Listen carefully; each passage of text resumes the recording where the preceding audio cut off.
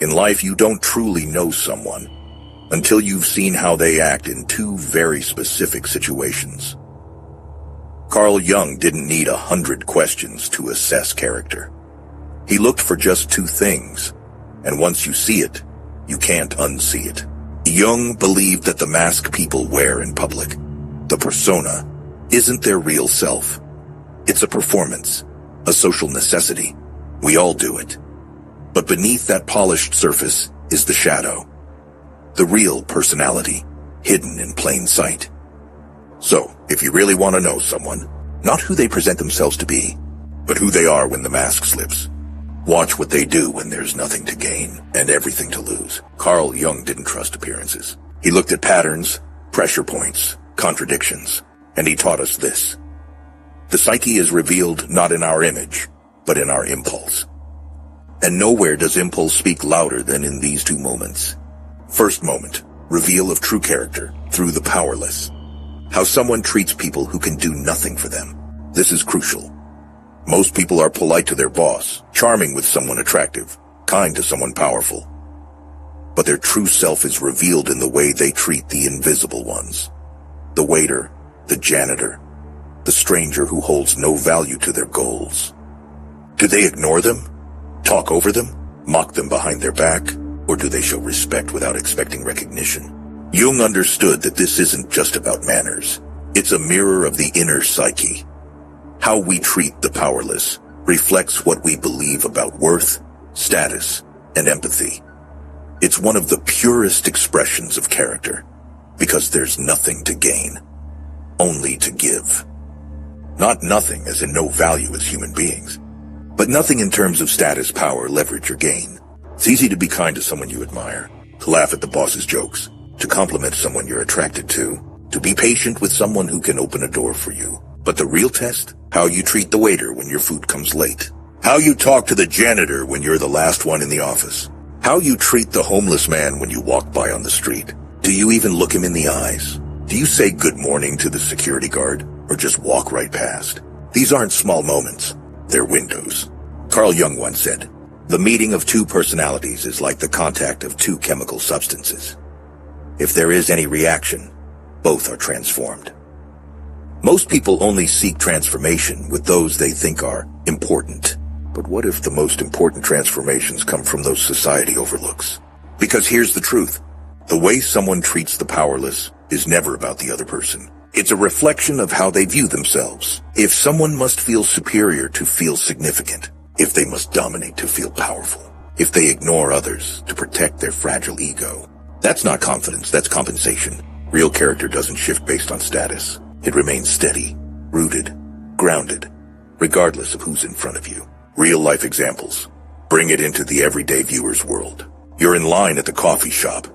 The person ahead snaps at the barista for getting their order wrong. They roll their eyes, mutter something under their breath, and walk away like they've won something. Watch that moment. That is not about the drink. It's about control, superiority, a subconscious belief that I matter more than you.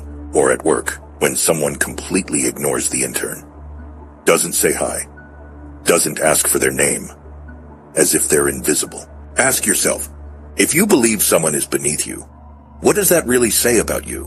Because the moment you feel too important to show basic humanity, you've already failed the character test. And yet, the people who hold real power, the ones with depth, with substance, with inner integration, they're the ones who treat the CEO and the cleaner the same. Why? Because they don't need anyone to be less for them to feel whole, and that is rare. Second moment. The shadow revealed in frustration. The second moment that reveals someone's true character is how they respond when they're denied. When they want something and don't get it. You can't fake this. There's no script. No public mask that stays perfectly intact when the ego takes a hit. This is when the shadow, the repressed, hidden, unacknowledged part of the psyche, emerges. Carl Jung once said, "Everything that irritates us about others can lead us to an understanding of ourselves." But most people don't look inward. They lash outward. You say no to someone's request, politely, even kindly, and they immediately turn cold. Their tone changes. The warmth disappears. Maybe they guilt you. Maybe they talk behind your back. Maybe they ghost you entirely. Why? Because your no bruised something fragile in them, something they haven't yet faced. Or picture this. A romantic interest doesn't feel the same. Instead of gracefully accepting it, the person becomes bitter, passive-aggressive, even cruel. They say, I never really liked you anyway. But they did. They're just being exposed now by disappointment. That emotional recoil, that inability to accept a boundary, is the shadow's voice. Because when someone feels entitled to always get what they want, no isn't just a word, it's a wound. It reveals their relationship to control, rejection, and power. Jung taught that when we deny or ignore the unconscious parts of ourselves, our envy, our pride, our insecurity, they don't disappear. They wait, and they show up when we're told, you can't have that. This is why these moments are so revealing. Because most people have learned how to be pleasant when things are going well, when they're praised, when they're chosen, when they're winning. But when the world doesn't go according to their plan, that's when you see the truth. Do they try to manipulate the outcome? Do they seek revenge? Do they spiral into self-pity or victimhood? Or do they pause, reflect, accept? The people with depth, the ones who've done the inner work, don't collapse under disappointment. They use it. They know that being denied isn't a personal failure. It's an invitation to grow, to mature, to let go of control and embrace complexity. And that is rare, because most people aren't looking for growth.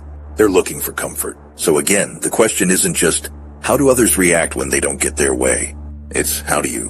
When plans fall apart, when someone chooses someone else, when you're overlooked, rejected, or told, not this time. Do you collapse? Do you become someone else entirely? Or does something deeper rise in you? Acceptance, resilience, grace. Because how you act when you're denied is who you are, without the script. But now you won't. Because once you know what to look for, you'll see it everywhere.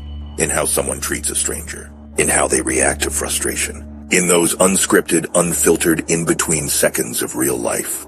You'll start to notice who lives with intention and who just performs goodness. You'll see who's integrated their shadow and who's still ruled by it. And the most humbling part, you'll start to see yourself more clearly too. Not to judge, not to shame, but to grow, because you can't change what you won't confront, and you can't confront what you can't see. So let's be real. Life is full of tests. Some of them feel huge, life-changing decisions, career crossroads, breakups, or moments where we feel like the ground beneath us is shaking. But then, there are the smaller tests, the ones that sneak up on us when we least expect them. How do we treat the waiter who brings our food late? How do we react when someone takes credit for our idea at work?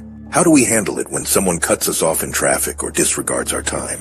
Or how do we behave when we don't get what we think we deserve? It's in these small moments that we reveal who we really are. Because when the mask falls, what remains isn't a polished exterior. It's the raw truth of our character. And as much as we want to believe that we are in control, Jung knew that our unconscious drives us far more than we like to admit. Jung once said, until you make the unconscious conscious, it will direct your life and you will call it fate. In other words, every reaction you have in these moments, every time you feel slighted or rejected, there's something underneath it. There's a deeper reason why you lash out or withdraw or become passive-aggressive. These aren't just bad days or stressors. They're invitations to explore your unconscious self, to find out what you're really made of. But this isn't about being perfect, it's about being aware. When you can catch yourself in the act. When you can notice how you treat the person who can do nothing for you, or how you react when the world says, no. You're standing on the threshold of growth. These moments don't define you, but how you respond can. Because the truth is, we all have those moments. Times when we falter, when we're caught off guard, and when our shadow comes to the surface. And that's okay. Perfection isn't the goal. Wholeness is. It's about accepting all parts of ourselves, the light and the dark, and using that awareness to make better choices the next time.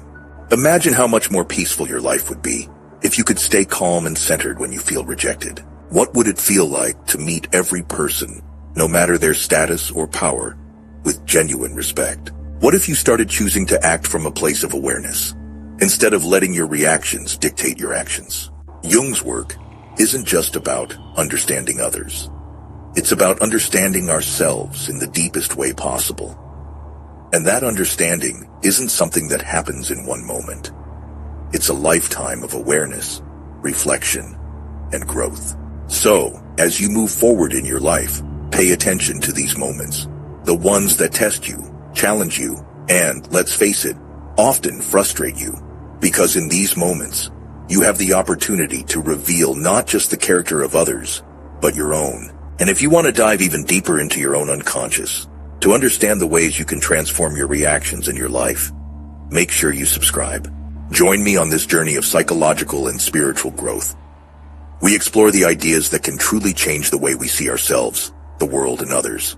Hit that subscribe button and turn on notifications so you don't miss out on any of the tools, insights, and ideas we're unpacking here. Remember, the more we understand ourselves, the more we can evolve into who we're truly meant to be. To close, let me leave you with one more quote from Jung. The privilege of a lifetime is to become who you truly are. That privilege is yours for the taking, every day. But you have to choose it. You have to see your shadow, accept it, and choose to grow from it.